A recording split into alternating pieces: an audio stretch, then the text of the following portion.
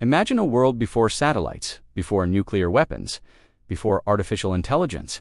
A world where power did not come from machines, but from belief. A world where storms were not weather patterns, but decisions. Where earthquakes were not geology, but warnings. Where war, love, madness, wisdom, and death were controlled by unseen forces watching from above. This is not fantasy. This is ancient Greece. And the gods of Olympus were not just deities, they were superpowers. Absolute authorities. Strategic forces that shaped how humans lived, fought, ruled, and feared. Tonight, we are not telling myths as fairy tales.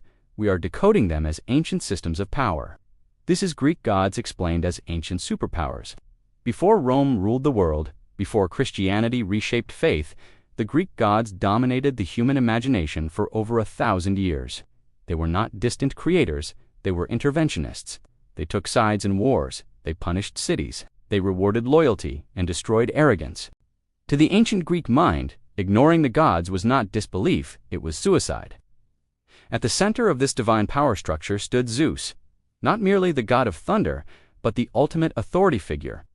Zeus represented law, order, hierarchy, and legitimacy. His lightning bolt was not just a weapon, it was a symbol of enforcement. In a fragmented Greek world of city-states constantly at war, Zeus embodied the idea that above all kings, above all generals, there was a final judge. He decided who ruled. He decided who fell.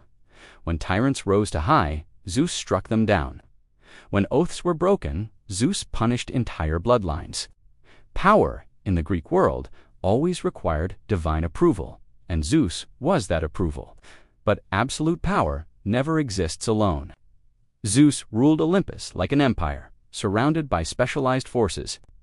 Poseidon controlled the seas, and in a civilization dependent on trade, colonization, and naval warfare, the sea was life itself. Poseidon was not a calm god. He was unstable, violent, unpredictable, just like the ocean. A city that angered Poseidon did not lose battles, it disappeared. Earthquakes, tsunamis, shipwrecks, all were interpreted as acts of Poseidon's rage. Ancient sailors prayed more to Poseidon than to any king, because kings could fail. Poseidon never did. Then there was Hades, the most misunderstood power of all. Not evil, not cruel, but absolute. Hades ruled the underworld, the one domain no god or mortal could escape. His power was quiet, inevitable, bureaucratic. Death did not negotiate. Hades represented the final authority, the system that treated kings and slaves the same. In a brutal ancient world, this belief was revolutionary. Power on earth was temporary. Hades waited for everyone, and everyone knew it. Together, Zeus, Poseidon, and Hades divided the cosmos like conquerors dividing territory. Sky, sea, underworld. This was not mythology. This was ancient political philosophy expressed through gods. Athena represented something entirely different, strategic intelligence. She was not raw power. She was calculated power. Athena was the patron of Athens, democracy, philosophy, architecture, and disciplined warfare. Unlike Ares, who loved chaos, Athena loved planning, formation, strategy, victory with minimal loss. Greek generals didn't just train soldiers, they sacrificed to Athena, because without wisdom, strength was useless.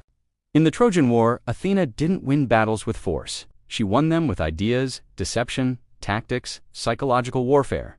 The Trojan horse was not a weapon. It was Athena's ideology made physical.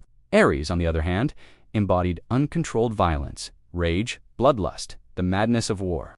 And the Greeks did not admire him, that matters. They feared war, but they did not worship brutality. Ares was powerful, yes, but unstable, despised even by the other gods. This tells us something critical. Greek civilization understood that violence alone is not strength. Without control, it destroys even the one who wields it. Apollo represented precision power. Light, medicine, prophecy, music, and plague. He could heal a city or annihilate it with disease. Apollo's arrows brought sudden death. His oracles shaped political decisions. Entire wars were started or stopped based on his prophecies. He represents information control, knowledge as power, prediction as dominance. To know the future, even partially, is to control the present. Apollo was the intelligence agency of Olympus. Artemis controlled nature and boundaries. She protected wilderness, childbirth, and young life, but punished violation without mercy. Cross her laws, and death was immediate. Artemis represents territorial sovereignty, sacred space, no trespassing. In a world expanding through colonization, her myths warned against exploitation without respect. Hera was not just Zeus's wife. She was the goddess of marriage, legitimacy, lineage, and dynastic power. Hera punished mistresses and illegitimate heirs, not out of jealousy alone, but because lineage meant political stability. Royal bloodlines depended on her favor. Cities depended on legitimate succession. Hera was the guardian of institutions. Attack her, and your dynasty collapsed. Demeter controlled agriculture, the true foundation of civilization. Her grief caused winter. Her joy brought harvest. This myth encoded a brutal truth. Without food security, society collapses. Kings could not command crops. Armies could not fight hunger. Demeter's power was slow, patient, and unstoppable. She was economic power before economics existed. Hermes was speed, trade, communication, and deception. He crossed borders freely between gods and humans, living and dead. In a fragmented Greek world, Hermes represented connectivity. Merchants, diplomats, thieves, messengers, all depended on him. Control movement, and you control influence. Hermes knew this long before modern geopolitics. Aphrodite was not romance. She was influence, desire, obsession. The power to override logic. Entire wars were fought because of her interference. The Trojan War began not from strategy, but from desire, manipulated by Aphrodite.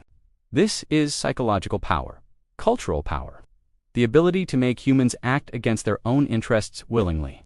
Even the Titans, overthrown by the Olympians, represent an older power system, raw, chaotic, pre-civilizational forces. The Olympian victory was not just a battle. It symbolized order, defeating chaos, law, replacing instinct, civilization, conquering nature.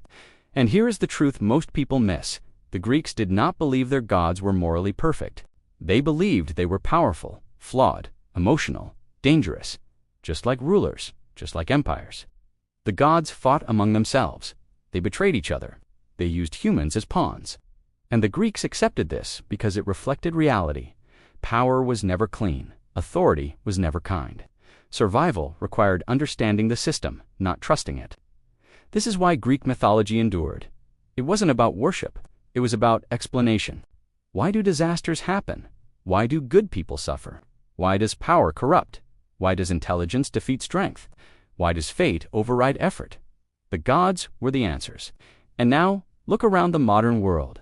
Superpowers, nuclear weapons, economic control, media influence, surveillance, information warfare, psychological manipulation.